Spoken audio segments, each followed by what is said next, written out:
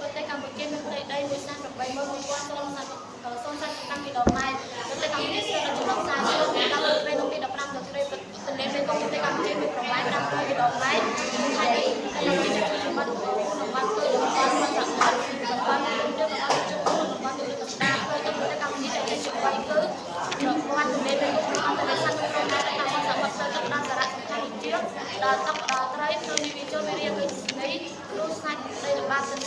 ទាំងឡាវស្ថិតនៅខ្សែបណ្ដាលនៃ100ដង្រៃ100ទៅ3ដង្រៃទន្លេមេគង្គមានប្រវែង1600គីឡូម៉ែត្រទន្លេមេគង្គបានចែកចេញជា3កំណាត់កំណាត់ទូប្របាកំណាត់បាសាកំណាត់ទូប្របាកំណាត់ចាន់កំណាត់បាសា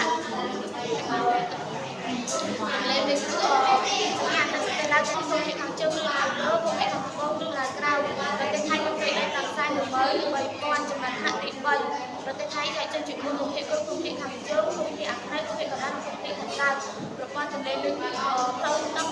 ប្រទេសថៃចែកចេញជា2គឺប្រព័ន្ធទន្លេចៅក្រចានិងប្រព័ន្ធទន្លេមេគង្គអរគុណណាបាទអរគុណទៀតឯមួយ